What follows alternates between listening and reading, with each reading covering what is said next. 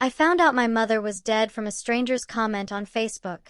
3 casual words, "Rest in peace," under a photo of white lilies. My own sister could have picked up the phone. She chose silence instead, and it would take me 2 months to understand exactly why. My name is Maria Delgado. I'm 34, a marketing director in Chicago, 300 miles from the small Ohio town I grew up in. 8 years ago, I left to build a life my mother once told me she was proud of. What I didn't know, scrolling my phone on an ordinary Tuesday night, was that she'd already been gone for 2 days. I called my sister Carla before I'd even finished reading the comment twice. She picked up on the 4th ring, voice flat, almost bored. "Oh," she said. "You saw that." "Carla, what happened?" "Is Mom. She passed Sunday night. Heart. Quick, at least." A pause.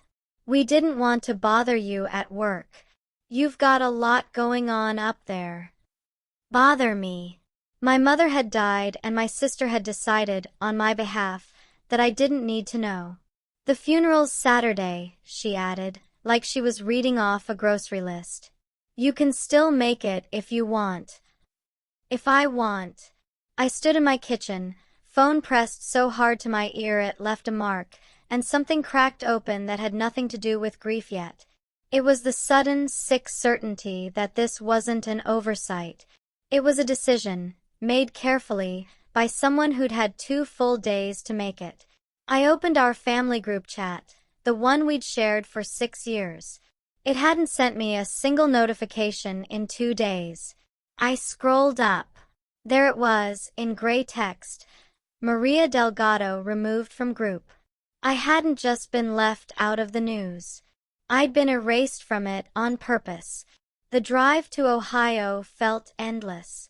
Every mile pulled up a version of myself I thought I'd outgrown, the daughter who used to beg Carla for updates on Mom's doctor visits, always told, "It's handled, Maria. You don't need to worry." I used to call that kindness. I was starting to understand it differently. Carla and Danny were at the kitchen table when I walked in, a stack of papers between them, funeral home invoices, a program, a guest list. All finished. All decided without me. "You made it," Carla said, not standing. "Of course I made it. She's my mother too." "Someone had to handle it," Carla said. "You weren't exactly reachable." I felt something twist that was sharper than grief, the particular sting of being punished by someone who'd made sure you never even knew there was a sentence being handed down. At the funeral the next day, no one said anything cruel where others could hear. It was quieter than that. Cousins angled their bodies slightly away from me. My Aunt Rosa smiled thin and said, "Well, look who decided to show up," like I'd walked in off the street instead of flown across 3 states in 12 hours. I found out later, from a cousin who didn't know any better, that Carla had told the extended family I'd been unreachable for years, not just this week. A story, repeated at every table, that made my absence sound like a choice I'd made about them, instead of a life I'd simply built somewhere else. I understood, standing by my mother's casket, that Carla hadn't just cut me out of 2 days of texts. She'd been writing a version of me this family believed in for a lot longer than that. That night, once the house had gone quiet, I stood outside my mother's bedroom door for a long time before I let myself go in. Everything was exactly as I remembered. Her reading glasses on the nightstand, her sweater still over the chair. On her dresser, half buried under unopened mail, was a small brass key I didn't recognize. Not the house. Not her car. I turned it over in my palm, chest tightening with something between grief and instinct. Whatever it opened, I had the sudden, certain feeling Carla didn't know it existed. The will was read the next morning at a small law office on Main Street. Carla's face was arranged into practiced patience. Danny fidgeted with his jacket zipper. Mr. Whitman moved through the standard language. House, savings, jewelry, split 3 ways. Then he paused. "There's an additional provision. A separate account, and a sealed letter, both designated specifically for Maria. The room went silent in a way I could physically feel. What account? Carla's calm finally cracked. Your mother opened it 11 months ago, Mr. Whitman said. Kept entirely separate from her primary finances, under my direct oversight. She was specific that no one else was to know until after her passing. That's not possible, Danny said. Mom didn't have that kind of money. She did, Mr. Whitman said carefully, once certain funds were redirected back into her name. Carla's face went white, then red. Redirected from where? He didn't answer. He slid a brass key across the desk, identical to the one already in my coat pocket, and looked directly at me. This corresponds to a safety deposit box. Your mother left instructions that you open it alone. I didn't tell Carla or Danny where I was going. I drove straight to the bank the next morning and asked for box 214. Inside, beneath a folder of documents, was a letter in my mother's handwriting, the same looping cursive from the margins of my old school papers. My hands shook as I unfolded it. My darling Maria. If you're reading this, something in this family was never quite what it seemed, and you've probably already started to feel it. I encouraged you to leave 8 years ago. Not because I didn't need you, because I did, more than you ever knew, but because I couldn't watch what was happening to this family swallow you too. 3 years ago, I gave Carla power of attorney over my finances, once my hands started shaking too badly to sign my own checks. It took me almost 2 years to understand that trust was being used against me. Small withdrawals. Loans that were never repaid. By the time I noticed, nearly $40,000 had quietly disappeared. I never confronted her outright. I was afraid of what it would do to this family. Instead, I worked quietly with Mr. Whitman to protect what was left, and to make sure that if anything happened to me, you, the one already pushed to the edges of this family for simply building a life of your own, would be protected too. I know they'll be angry when they learn this. I know it will look like I loved you more. I didn't love you more, Maria. I understood you differently. All my love, always, Mom.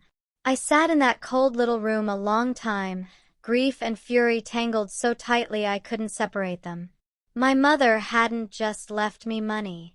She'd left me the truth, and the one person in this family who'd worked hardest to keep it from me. Carla was waiting on the porch when I got back, arms crossed, Danny hovering behind her. What did the letter say? It was private, I said. Between me and Mom. Private. Her laugh had no humor in it. You disappear for 8 years, and now you get secrets nobody else is allowed to know? You'll take the money, won't you? Just like always, take the easy path and let everyone else clean up the mess. I almost handed her the letter right there, just to watch her face change. Instead, I held my mother's words in my chest, protect what I've left you, and said nothing. That night, a text arrived from a lawyer I didn't recognize. Carla intended to formally contest the account, claiming I'd manipulated a vulnerable, grieving mother in her final year. Danny had signed on as a witness. I sat alone in my mother's guest room, more isolated than I'd felt since the Facebook post that started all of this.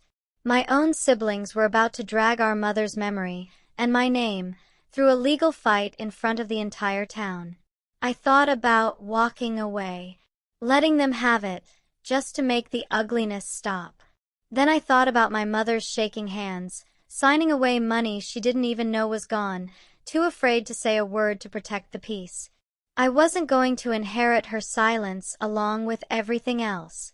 I met Mr. Whitman 2 days later, my hands wrapped around a coffee I wasn't drinking. They're going to say I manipulated her, I said. That I convinced a sick, grieving mother to hide money from her own children. They'll say whatever protects them, he said. Which is exactly why we show the court the truth instead. He slid a folder across his desk, bank statements he'd quietly compiled while managing the estate. Small, recurring withdrawals under Carla's power of attorney, going back nearly 3 years. Some vaguely labeled. Some not labeled at all. $41,000, he said. Give or take. This wasn't a rumor anymore. It was documented, undeniable, and it had my sister's signature on every page. That evening I found Danny alone on the back porch, staring at nothing. I sat beside him without asking. Do you actually believe I manipulated her? I asked quietly. He didn't answer right away. Carla handled everything. Mom trusted her completely. I trusted her too. Why would I ask to see receipts?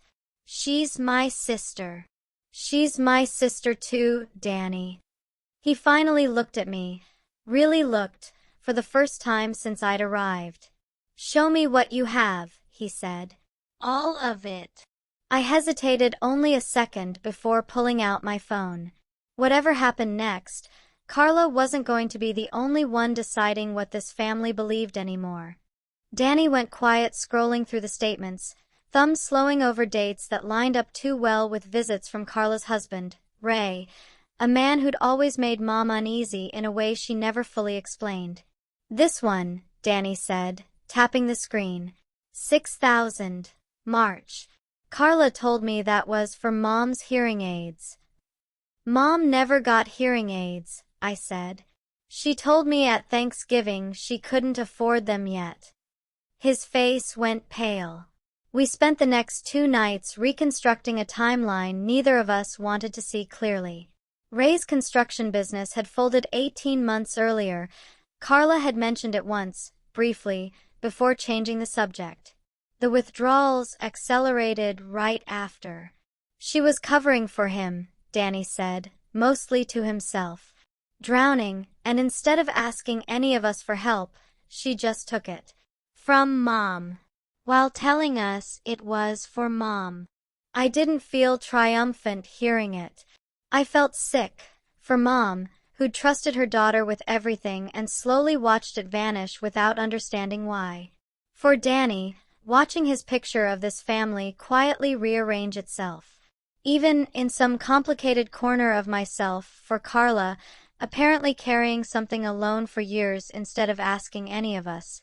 But understanding wasn't the same as excusing. We have to tell Mr. Whitman everything, I said. Even the parts about Ray.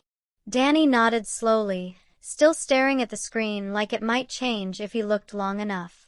She's going to think I betrayed her. No, I said. She betrayed all of us first. This is just the truth catching up. The mediation was supposed to be civil. A quiet room, 2 attorneys, a mediator, and the 3 of us seated like strangers instead of siblings. It didn't stay civil for long. When Mr. Whitman laid out the full timeline, the withdrawals, cross-referenced with Ray's failed business filings, Carla's composure cracked in a way I'd never seen in 34 years of knowing her. You have no idea what it was like, she said, voice shaking. Every appointment, every 3 a.m. phone call when she fell and couldn't get up, that was me. Not you, Maria. Me. While you built your perfect life in Chicago and called twice a month like that was enough. So you took the money, I said, instead of telling any of us you needed help? I asked. Once. You said your career couldn't wait. So I stopped asking. I just handled it. And when Ray's business collapsed and we were about to lose our own house, and Mom's account was just sitting there, she stopped herself. Too late. The room had already heard it. You stole from her, Danny said quietly, the first time he'd spoken. And let me believe it was for her care. I was going to pay it back, Carla whispered. She found out, didn't she? I said slowly, understanding arriving like cold water. That's why she moved the rest into a separate account. She knew. Carla's silence was answer enough. Carla didn't contest the will after that meeting. There was nothing left to contest. The truth was already sitting in the middle of the table where none of us could unsee it. I didn't want her dragged through criminal court, humiliated in front of the whole town, made into a headline. My mother's letter kept circling back. Don't let this destroy what's left of your relationship with your brother, and some quieter instinct told me she wouldn't have wanted Carla publicly destroyed either, whatever she'd done. So instead of pressing charges, I worked with Mr. Whitman on a formal repayment agreement. Carla would return what remained recoverable, in structured payments, with full transparency to both Danny and me going forward. No more solo control. No more secrets managed alone.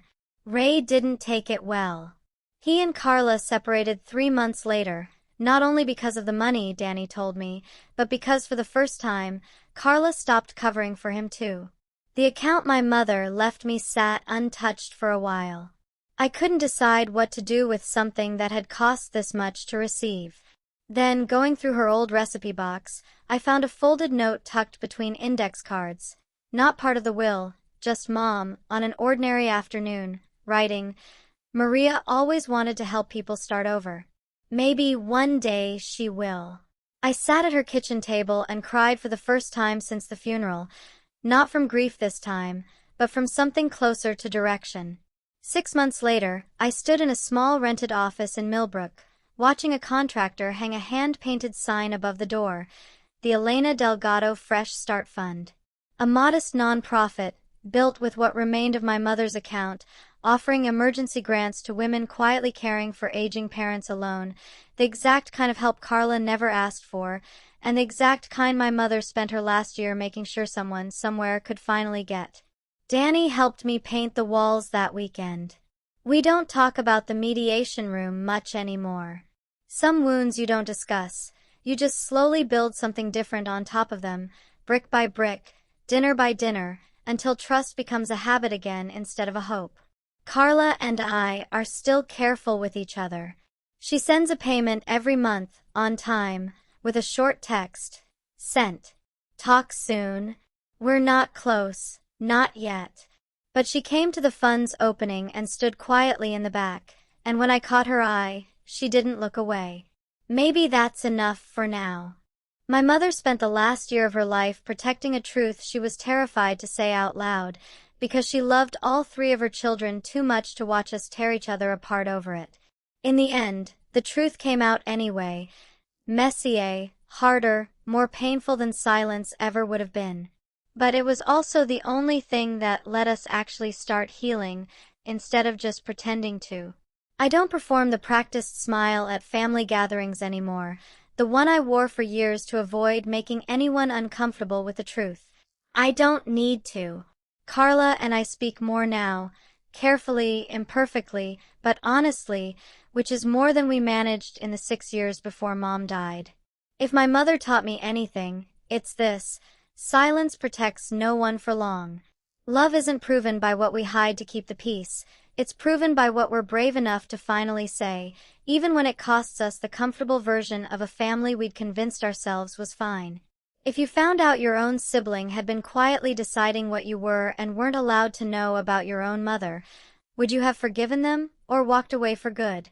If Maria's story moved you, don't forget to subscribe for more emotional journeys like hers.